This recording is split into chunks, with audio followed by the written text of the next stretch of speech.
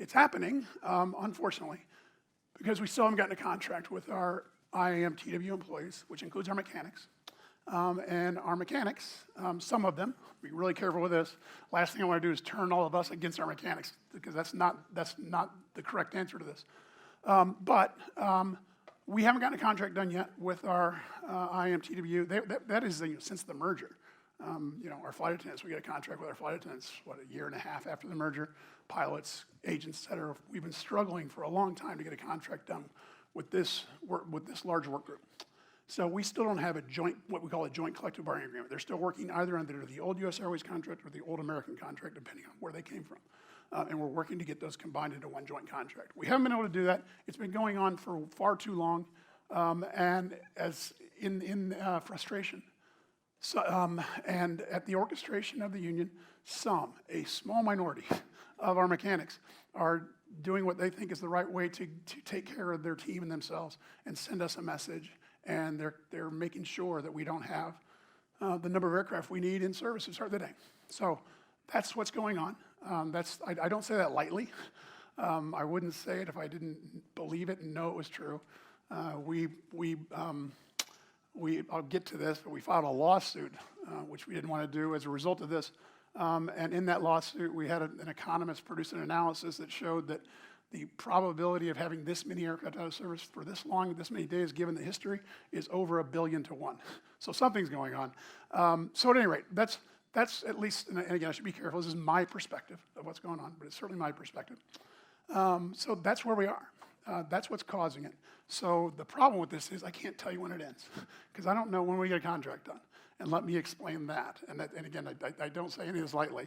I recognize the problem of standing in front of you and saying, God, we're running a terrible operation. It's not acceptable. It's hurting you. I know it. I could fix it, but I don't want it's going to die. But I can't fix it, and that's the point. So I don't know when it's going to end. What I do know is it'll end one day. But let me explain that. So we're in these contract negotiations, have been for 5 years now.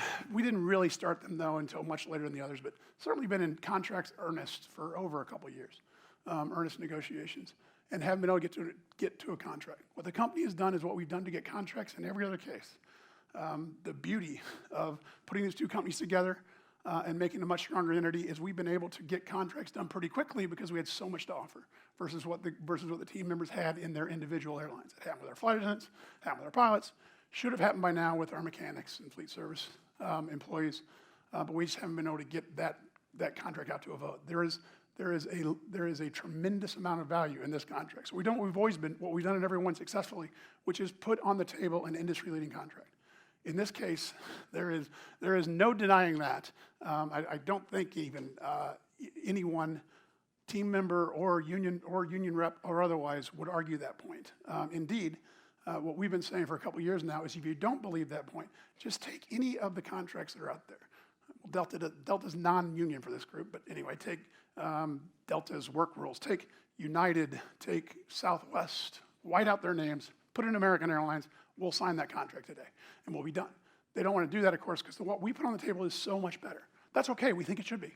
We think our team should have a better contract than those, particularly as it relates to doing work outside of American Airlines. Those other airlines tend to do a lot more work with outside maintenance than we do, and we don't want to do that. So, at any rate, just know that the company has put on the table a better than anyone else's contract, which we hope will work. That hasn't worked. So once the contracts got to, and forgive me if I get a little labor negotiations geeky, but what's called the amendable date, contracts in the airline business, they don't expire, they just become amendable. Both the U.S. Airways and the American Airlines contract got to where they reached their amendable date. We asked the NMB for help. The NMB is the National Mediation Board. It's a board that was founded long ago, generally used for the purpose of making sure that management doesn't drag its feet in negotiations forever. So usually what happens is the union asks the NMB to come in. The NMB says, hey, you guys got to get to a deal. That stops management from just delaying and delaying and delaying. That's generally what they're there for. In this case, we asked for the NMB to come in, which doesn't usually happen. But we had the same view. It's like we have to figure out a way to get through this. We know we have a fair offer on the table. Let's come in and help us. And they are now in charge of the negotiations, and they have been here to help us. We The other thing I should note is while we have this offer on the table, we've also heard feedback from members, and we tried to address those in arguably negotiating against ourselves, but it's okay. You know, we hear sound bites like, oh, you guys, yeah, it's a really good contract for everybody that's here, but you're never going to hire another mechanic, and you're just going to trade away our jobs over time. And that's not good for us. You know, it's, as you all know as well as anybody, it's nice to have people come in as new hires behind you because it makes your shifts easier if you're a mechanic, things like that. That's not our intent, nothing close to it. But nonetheless, to help mitigate that concern, or that we were going to, you know, force people to move, we put in a provision that I've never seen in an airline contract, which says that every single member in that union today, every single team member that is represented by that union, has job guarantees at American Airlines in their station for as long as they're here. And they don't have a guarantee, they don't have a required retirement date. They can work here as long as they want. We will employ them in their station. That's what we put in. So anyway, my point here is we really, really are trying. Try as we may, we still haven't gotten to a contract. We did have negotiations with the NMB back in April. They were, you know, pretty intense and sessions. The NMB, of course, can't make anybody sign a contract. All they can do is bring parties together, listen to both sides, study the facts, study the industry, and they've done that. And in doing so, tried to get us to come to a transaction. They couldn't get it, that wasn't able to happen. So when that doesn't happen, the NMB, since they can't force anyone to sign a contract, they have two tools. If they believe the company, which they use all the time, if they believe the company is the one dragging its feet, they will declare an impasse. And again, I'm sorry for all you new hires. These are words I thought I'd never use with this group. This is old kind of 80s, 90s stuff when we couldn't afford to pay people, but it's going on now. Anyway, so they can declare an impasse. If they declare an impasse, that means there's a 30-day cooling off period. Those of you who have been around a while, this will start to ring true because it happened in America in the past. There's a 30-day cooling off period. After the 30-day cooling off period, the union's free to go on strike. That's pretty scary to a company. So it tends to work, and you can get to a transaction.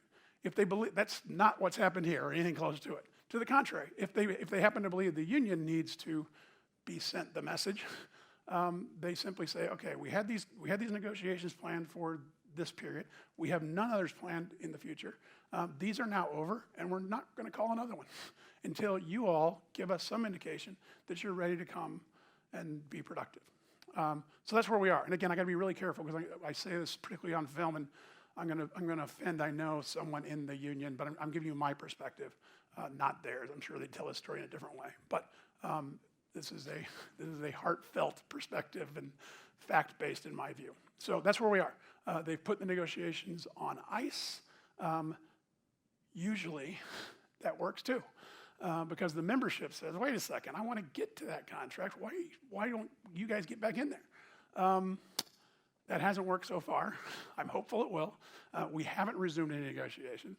And instead, what has happened is we started seeing a ramp up in this illegal job activity, which again, I don't like saying those words about our own team, but again, it's the union orchestrated illegal job activity meant to influence negotiations. It's illegal because of that same set of rules that governed all that NMB and cooling off periods and stuff doesn't allow team members or unions to go do things without that 30-day cooling off period and the ability to go do these things. That only is legal when you've gotten to this impasse in 30 days. Until that, we're all required to just hold the status quo and try and get a transaction done. So anyway, this is illegal. As much as we didn't want to do so, we went and filed a lawsuit because we had to protect our company and protect all of you who are feeling the brunt of this. Went and filed a lawsuit asking for a restraining order. We got a temporary restraining order. I won't go through all the legal stuff, but just know that the court case is going incredibly well from a company's perspective, other than the fact that we wish we weren't in court. So we've gotten a restraining order. The judge will issue a permanent restraining order, I'm quite confident, here in the next couple of weeks. And that hopefully will mitigate. I don't expect it will fully address all of the bad behavior, but it'll have some mitigating effect because if indeed it continues, once the judge has issued an order, the union becomes liable for the damages the company incurs. And I don't think they want to do that. But we shall see. But look, that's not the right answer anyway. We don't want people coming to work and doing their jobs because a court told them to. We want people coming to work and doing their jobs because they're excited to be here and they work for a company that cares about them and they know they have a contract that's better than anybody else in the business. So we want to get to a contract. So what I'm really hopeful is that the court case will get people to stop focusing on illegal activity and get people focused on getting back into the NMB and getting a transaction done. Just as I walked in this room, the union issued a notice saying that there were meetings scheduled for this week with the NMB, and the company somehow canceled those meetings. That is not true. If you happen to see that, the reality is there was some suggestion by the NMB that we get together. We were all prepared to go, and then it was canceled. To our surprise, apparently to the unions as well. We thought the union asked for it to be canceled. My guess is the NMB canceled it because the NMB is not happy with what they're seeing in terms of this job action and what they've seen in our court filings. So they didn't think it was productive to get us together, and they canceled it.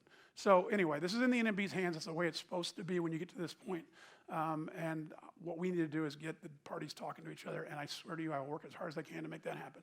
In the meantime, like I say, to mitigate the activity, it's going to continue, I suspect. We are doing everything we can to make that less problematic on all of you. For the longest time, hopefully you've noticed it's gotten somewhat better. For the longest time, as this was going on and we weren't sure how long it was going to go on, we were hopeful, it was okay, that was this week, but next week's going to be better. We were just dealing with it every day as it happened. When it has become quite clear that this is going to continue, not just for a week, but for longer and pretty much every day, we started doing cancellations in advance, just a few days in advance. That doesn't help so much the company because we're still canceling flights that we wish we hadn't canceled, but it does make it much easier to manage. So customers can be told before they show up at the airport that their flight's been canceled. We can help to get them reaccommodated. We can get crews into the right spot to start the day. So we're doing that. That, again, is a mitigation effort that's helped a good little bit. But that's not the real answer either. But we're doing that. But the other point I want to make is, again, the results is, one, first off, what an enormous disruption it is, if I wasn't clear enough on that, to have 60 airplanes out of service every day and the cumulative effect of months of that. When we have to start a day by canceling some 25 lines of flying, that's an enormous disruption. And again, by no means am I suggesting we don't have other issues going on, but I would venture to say that if that wasn't going on, we wouldn't be having this conversation about our summer operations. Indeed, I venture to say we'd be having the best operation that we've ever had in American history because we put a bunch of plans in place. Yeah, we had weather events. It's been a bad summer for that. But we can manage through all those. We can't manage through this. We can manage through it. We're managing it. But we can't manage through this and run the best airline in our history. It's just too much disruption. And it's so big that it's hard to recognize if you're not, right in the middle of it, what it's doing through the rest of the airline. But what you're feeling, I assure you, is largely, maybe not entirely, but largely related to that's what's happening. So that's where we are. It's my job to fix, not yours. I'm trying. And I'm sorry we haven't gotten it done yet. Hopefully you understand now how we've gotten here, what the predicament is. The positive, I can't tell you when it'll end. I know it will end. We're going to get to a contract one day, and I can't wait for that day. So we'll keep working to mitigate it. In the meantime, thank you for what you're doing, and we'll try and make it much easier as we can. Keep doing it. It's making an enormous difference. I said at the outset, it's remarkable the performance that we're putting together given all this. To that point, for example, look, our cancellations are higher. We're running something around total cancellations in the airline around 3.5% of our total operation. We like that number to be 0.5%. So that means our cancellations are running, some 3 to 4 times higher. That's not all, by the way, due to the aircraft being out of service. A lot of that's due to weather and things. So, but nonetheless, that's the impact it's having, our cancellations. Once we get the schedule loaded, and despite that enormous disruption, you all are doing an amazing job.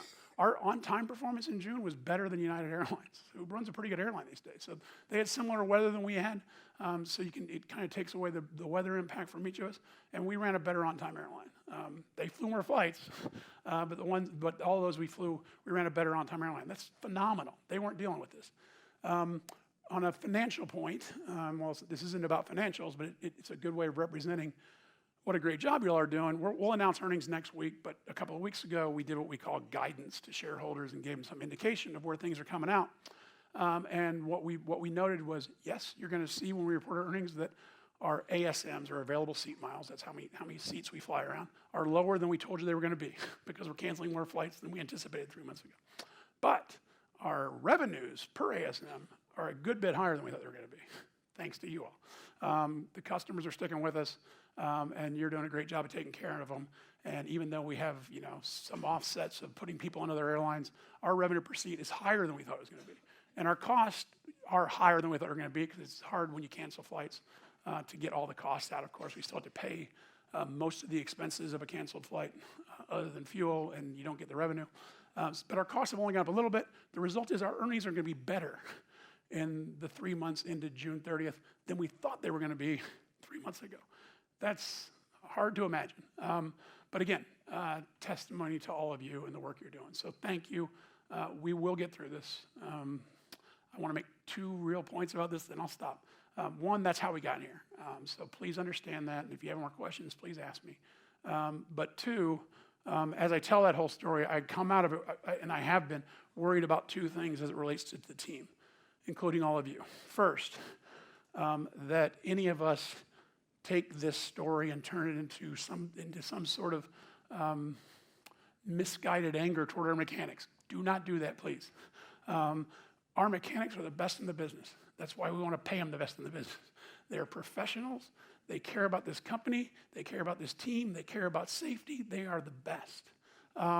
And the vast majority of them aren't even engaged in this activity. But it doesn't take very many to get 15 and 20 airplanes out of service at 7 o'clock. So know that it's not, they're the best. Just like we have the best flight attendants, we have the best mechanics, and we want to use them to do as much work as we possibly can. So know that, and also know that I was out at our hangars in DFW last week, and I heard these stories that I didn't like and you won't like, of mechanics who are going out and showing up at airplanes, and they feel like that. Hopefully this didn't happen, but it feels to them anyway. People are looking at them sideways, like, oh, you're here to cancel my flight, right? So that's not what they're doing, and we shouldn't. And you flight attendants in particular, I doubt that you are, but please don't make any of them feel like, oh, we think you're here. They're out there fixing airplanes. We're not seeing this happen that much, like in the airport. It's happening, like I say, with a small minority of the team in maintenance at the beginning of the day for the most part. So anyway, please be nice to our mechanics, support our mechanics. That's certainly the way I feel. I know it is how you feel, but I just want to make sure that I get that out. The last thing we need in times like this is us pointing fingers at each other. And to that point, the other thing that can happen when there's this much disruption that causes so much turmoil in other areas is that you can get us all pointing fingers in the wrong direction. We're pointing fingers at something that might be a symptom of the problem instead of the cause of the problem. So 2 quick examples on that, and then I'll stop. They both involve flight attendants, so that's relevant. First, I was flying around and talking to one of our flight attendants in the galley, and she says to me, "So how do you feel about that DFW 900 plan now?" For those of you who don't know what that means, we've ramped up the DFW flying from 800 flights a day to 900 flights a day. A really good strategic initiative that's going extremely well. We couldn't do it until we got gates at DFW. We've gotten them.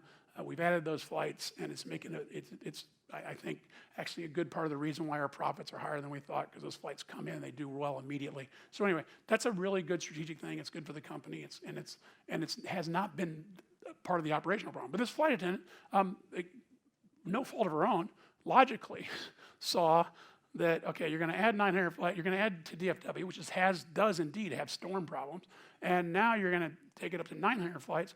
All of a sudden, the operation's not doing well. That must be the cause of it. That's not the cause of it. So anyway, that's just one example I wanted to give. It's an easy one to give of how we can end up thinking things are the problem that aren't the problem. A worse story is this one. Jill and I and Robert got an email from a flight attendant, and I may have this slightly off, but I know the crux of the story. I still remember it because it hurt to read. This great flight attendant, some 20, 30 years, cares about the company, cares about his customers, wrote us about this story about how we were taking a delay, Someone on the airplane that he talked to had to get to some life event, someone very sick that they needed to get to. They were concerned about the delay.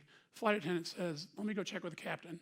Captain says, oh, let me go talk to the customer, which is really cool. Captain comes out of the cockpit, talks to the customer, says, look, we're going to get you there tonight. I don't know exactly when. You're going to be late, but we're going to get you there tonight. I commit to you. We're going to get you there.